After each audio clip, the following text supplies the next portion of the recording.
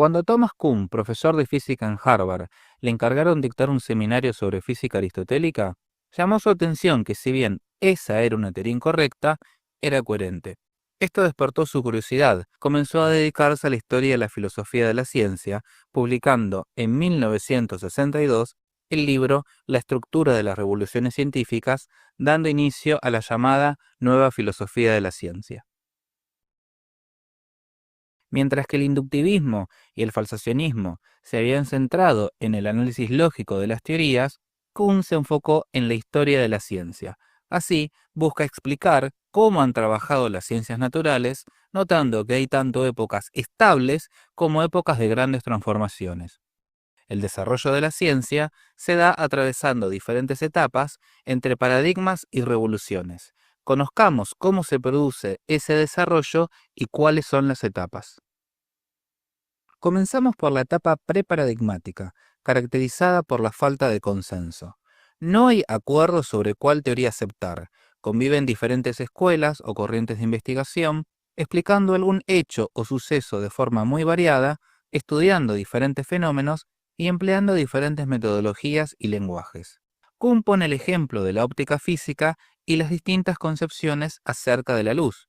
Previamente a los trabajos de Newton sobre la óptica del siglo XVII, existían tres corrientes diferentes que tenían sus propias teorías sobre la naturaleza de la luz, como partícula que emanaba de los cuerpos, como una modificación del medio interpuesto entre el cuerpo y el ojo, y como una interacción entre el medio y una emanación del ojo. Sin embargo, la etapa de ciencia preparadigmática comienza a cambiar a partir de un logro, que podría ser un descubrimiento, el diseño de un artefacto o tecnología, el resultado de un experimento, una nueva fórmula, en fin. Ese logro resulta muy adecuado para la resolución de problemas y la explicación de ciertos hechos. En nuestro ejemplo de la óptica, la explicación de Newton, que entendía a la luz como compuesta de corpúsculos materiales, finalmente dio lugar en el siglo XX a la naturaleza dual de la luz. A veces se comporta como partícula y a veces como ondas. Tenemos que resaltar que no es solamente aceptar una teoría. Podemos decir que el mundo empieza a verse de una manera diferente, y esto se va sosteniendo sobre un consenso que pone fin al preparadigma para pasar a la siguiente etapa. El consenso en torno a la teoría que sostiene el logro obtenido permite que se pueda hablar de una comunidad científica y que las fuertes diferencias que antes tenían sean abandonadas por una cosmovisión común. Podríamos decir, como metáfora, que el logro funciona como un par de anteojos que modifican nuestra visión. Los hechos que se observan serán interpretados a partir de la carga teórica que tengan esos anteojos o hipótesis, y si a partir de esto comienzan a resolverse problemas o generarse descubrimientos, esos anteojos tendrán cada vez mayor aceptación, aceptando por consenso una determinada cosmovisión. Es decir, se acepta un paradigma y cuando un paradigma se consolida, comienza la llamada ciencia normal. En este sentido, Kuhn se diferencia fuertemente del planteo falsacionista de Popper, quien entendía que la tarea de la ciencia era poner a prueba sus hipótesis para intentar refutarlas. Kuhn respondería a esta observación diciendo que la práctica real estudiada en la historia de la ciencia muestra que las comunidades científicas buscan defender y consolidar sus hipótesis. No están dispuestas a abandonar una teoría tan fácilmente. Pero eso no significa que los científicos dejen de investigar o de resolver problemas. De hecho, la ciencia convive con problemas experimentales que busca resolver y dichos problemas son la génesis del descubrimiento científico. Para comprender mejor la ciencia normal, vamos a explicar qué características posee un paradigma. Un paradigma se puede definir como una matriz disciplinar. Esta definición supone algunas características en torno a los consensos aceptados. 1. Una manera de ver, ordenar y clasificar el mundo. El paradigma configura la cosmovisión. El paradigma se aprende desde adentro, es decir, es una manera en la cual observamos e interpretamos la realidad. Es mucho más que solamente una teoría científica. 2. Un conjunto de reglas y compromisos compartidos. metodologías, instrumentos, leyes, lenguaje y aspectos valorativos. De esta forma, hay una manera de investigar compartida por la comunidad al mismo tiempo que se sostienen valores similares y se comparte un lenguaje que permita expresar las observaciones realizadas. 3. Un banco de soluciones exitosas que sirven de guía para la solución de problemas. Considerando que el paradigma supone una cosmovisión y una forma de investigar, el mismo paradigma define qué situaciones son problemáticas y requieren una respuesta. Al mismo tiempo, anticipa los posibles problemas y propone formas de resolución. Es decir, en un sentido, no hay novedades inesperadas. La tarea de la comunidad científica será entonces resolver problemas. ¿Qué tipo de problemas nos encontramos en un paradigma? Enigmas y anomalías. Los enigmas son problemas que se suponen se van a resolver siguiendo las reglas del paradigma. Si el problema se resuelve satisfactoriamente, es decir, la solución resulta útil, podemos decir que ese problema se trataba de un enigma. ¿Qué es una anomalía para Kuhn? Son aquellos problemas a los que no se les encuentra una solución satisfactoria. La ciencia convive con anomalías y la comunidad científica las mantiene en suspenso mientras continúa con la tarea de resolver enigmas. También puede suceder que un enigma se convierta en anomalía. Pensemos este ejemplo. Cuando Ptolomeo, en el siglo II, registra el problema de la retrogradación de Marte, una observación que contradecía lo esperado por la teoría, propuso una hipótesis ad hoc siguiendo las reglas del paradigma geocéntrico. Los planetas describen órbitas circulares y la ad hoc de los epiciclos agregaba en cierta forma otro movimiento circular. Enigma resuelto. Con el paso del tiempo se siguieron registrando retrogradaciones en Marte y otros planetas, para lo cual se siguieron agregando epiciclos. Pero esto, con el paso de los siglos, dejó de ser una solución satisfactoria, ya que de hecho no se estaba logrando resolver nada.